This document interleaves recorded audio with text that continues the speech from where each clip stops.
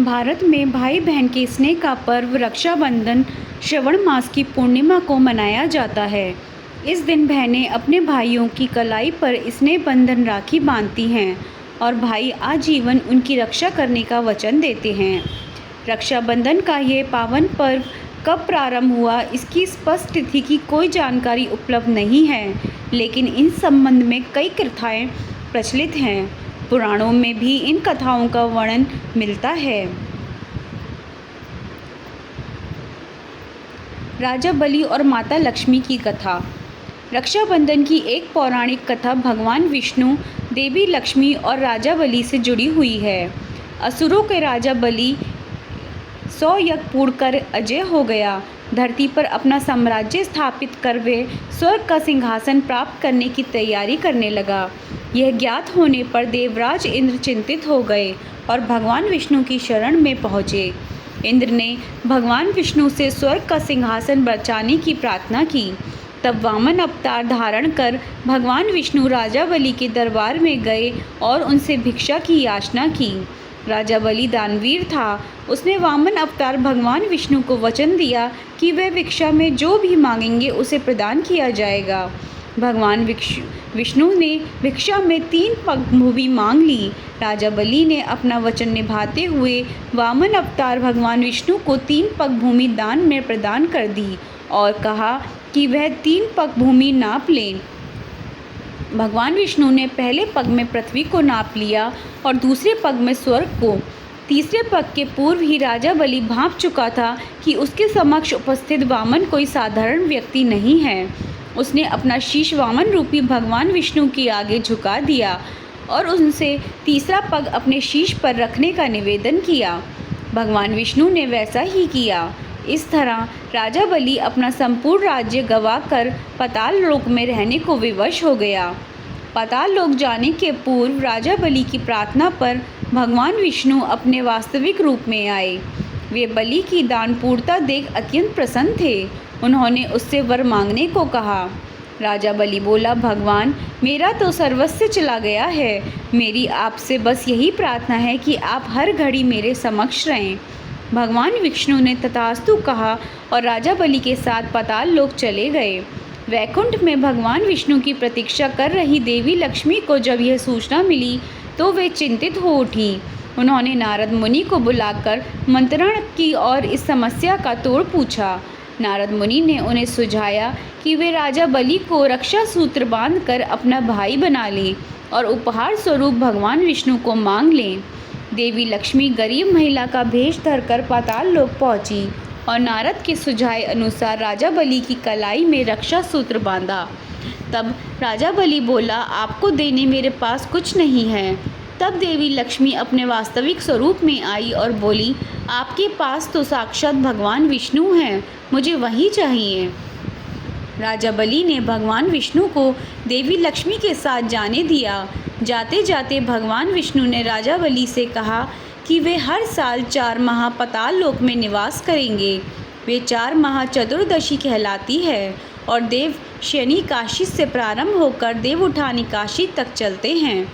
जिस दिन देवी लक्ष्मी ने राजा बलि को रक्षा सूत्र बांधा था वह श्रावण मास की पूर्णिमा का दिन था। तब से वह दिन रक्षाबंधन के रूप में मनाया जाता है और उस दिन बहनें अपने भाइयों की कलाई पर रक्षा सूत्र राखी बांधती हैं और भाई बहनों की रक्षा का वचन देते हैं। इस संबंध में दूसरी कथा है भगवान श्री कृष्ण और द्रौपदी की। यह पौराणिक कथा महाभारत काल से जुड़ी हुई है। अपनी राजधानी इंद्रप्रस्थ में युधिष्ठिर ने राजसूय यज्ञ का आयोजन किया। उस यज्ञ में शिशुपाल भी उपस्थित हुआ। यज्ञ के दौरान शिशुपाल ने भगवान श्री कृष्ण का अपमान किया और श्री कृष्ण ने सुदर्शन चक्र से शिशुपाल का वध कर दिया। शिशुपाल का वध कर लौटते समय सुदर्शन चक्र से श्री कृष्ण की उंगली थोड़ी कट गई और उससे रक्त बह निकला। तब द्रौपदी ने अपनी साड़ी का पल्लू फाड़कर श्री कृष्ण की उंगली पर बांधी। उस समय श्री कृष्ण ने द्रौपदी को वचन दिया कि वह इस वस्त्र के एक एक धागे का ऋण चुकाएंगे। धृतक्रीड़ा के समय जब कौरवों ने द्रौपदी के चीरहरण का प्रयास किया तब श्री कृष्ण ने अपना वचन निभाते हुए चीर बढ़ाकर द्रौपदी की लाज की रक्षा की। जिस दिन द्रौपदी ने श्री कृष्ण की उंगली में अपना पल्लू बांधा था वह श्रवण पूर्णिमा का दिन था और वह दिन रक्षाबंधन के रूप में मनाया जाता है। इस संबंध में तीसरी कथा है युधिष्ठिर की कथा। यह कथा महाभारत युद्ध के समय की है। युद्ध के दौरान एक दिन युधिष्ठिर ने श्री कृष्ण से पूछा, मुझे कोई उपाय बताइए ताकि मैं सभी संकटों के पार जा सकूं। तब श्री कृष्ण ने युधिष्ठिर से कहा, सभी सैनिकों की कलाई पर रक्षा सूत्र बांधो, वह समस्त संकट हर कर विजय प्राप्ति सुनिश्चित करेगा। युधिष्ठिर ने वैसा ही किया और महाभारत युद्ध में विजय प्राप्त की। इस विजय में रक्षा सूत्र का भी योगदान था। जिस दिन युधिष्ठिर ने सभी सैनिकों को रक्षा सूत्र बांधा था वह श्रवण मास की पूर्णिमा का दिन था। तब से इस दिन सैनिकों को भी राखी बांधी जाती है। इस संबंध में चौथी कथा है देवराज इंद्र की कथा। इस कथा का उल्लेख भविष्य पुराण में मिलता है। एक बार 12 वर्षों तक अनवरत देवों और असुरों के मध्य युद्ध होता रहा। इस युद्ध में देवतागणों की पराजय हुई। देवराज इंद्र सभी देवों के साथ अमरावती चले गए। उधर असुरों ने तीनों लोकों पर कब्जा कर अपना राज्य स्थापित कर लिया और घोषणा करवाई कि इस राज्य में यज्ञ, वेदों का पाठ पठन, पूजा और धार्मिक अनुष्ठान नहीं होंगे। इस तरह तीनों लोकों में धर्म का नाश होने लगा। दुखी और चिंतित देवराज इंद्र गुरु बृहस्पति के पास पहुँचे। उस समय गुरु बृहस्पति के साथ उनकी पत्नी शुचि भी उपस्थित थीं।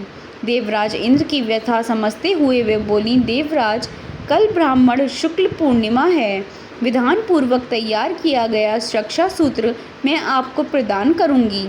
उसे कल रक्षा विधान करवा कर आप ब्राह्मणों द्वारा अपनी कलाई पर बंधवा लेना, आपकी विजय होगी। ब्राह्मण शुक्ल को प्रातःकाल देवराज इंद्र ने शुचि द्वारा दिया गया रक्षा सूत्र ब्राह्मणों द्वारा अपनी कलाई पर बंधवाया और उसके प्रभाव से युद्ध में देवताओं की विजय हुई। उस दिन से रक्षाबंधन पर्व ब्राह्मणों के माध्यम से मनाया जाता है। इस संबंध में पांचवी कथा है सिकंदर और राजा पुरु की कहानी। विश्व विजय के लिए निकला यूनान का सम्राट सिकंदर जब भारत पहुंचा तो उसका सामना भारत के पुरु वंश के वीर राजा पोरस से हुआ। राजा पोरस का राज्य झेलम और चिनाब नदियों के मध्य स्थित था और सिंध पंजाब का बहुत बड़ा क्षेत्र उसके अंतर्गत आता था। सिकंदर और पोरस के मध्य घमासान युद्ध हुआ। युद्ध में सिकंदर की सेना को पोरस की सेना ने कड़ी टक्कर दी।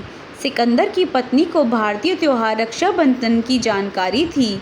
उसने अपने पति पर संकट के बादल मंडराते देख लिया था। उसने पोरस को राखी भेजी। राजा पोरस सिकंदर की पत्नी के द्वारा भेजी राखी देखकर आश्चर्यचकित था, लेकिन उसने राखी के धागों का मान रखा। युद्ध में एक ऐसा समय भी आया जब सिकंदर का घोड़ा पोरस के भाई के द्वारा मारा जा चुका था और सिकंदर निहत्था पोरस के सामने खड़ा था। पोरस के पास सिकंदर को समाप्त करने का यह एक सर्वश्रेष्ठ अवसर था, किंतु उसने राखी का मान रखते हुए निहत्थे सिकंदर पर वार नहीं किया और उसे छोड़ दिया। इस संबंध में छठी कथा है रानी कड़वती और हुमायूं की कहानी। राखी की एक कहानी चित्तौड़ के राजपूत राजा सांगा की विधवा रानी कड़वती और मुगल शासक हुमायूं से जुड़ी हुई है। राजस्थान में यह प्रथा थी कि जब राजपूत राजा युद्ध कर जाते तो महिलाएं उनके माथे पर ऊपर कुमकुम का तिलक करती और कलाई पर रेशम का रक्षा सूत्र बांधती। उनका यह विश्वास था कि रेशम का यह धागा उन्हें युद्ध में विजय दिलाएगा। गुजरात के शासक बहादुर शाह जफर ने चित्तौड़ पर हमला कर दिया। तब चित्तौड़ की विधवा रानी कड़वती ने मुगल बादशाह हुमायूं को राखी भेजी और उनसे सहायता मांगी। उस समय हुमायूं बंगाल पर चढ़ाई के लिए जा रहे थे, लेकिन राखी मिलते ही वे अपना बंगाल अभियान छोड़कर रानी कड़वती की सहायता के लिए चित्तौड़ रवाना हो गए। जब वह जमाना हाथी घोड़ों का था, हुमायूं जब तक चित्तौड़ पहुँचे तब तक देर हो चुकी थी और रानी कड़वती ने जौहर कर लिया था। राखी का फर्ज निभाते हुमायूं ने बहादुर शाह जफर से युद्ध किया और उन्हें हराकर चित्तौड़ के शासन की बागडोर अपनी मुँह बोली बहन रानी कड़वती के पुत्र विक्रमादित्य को सौंप दिया।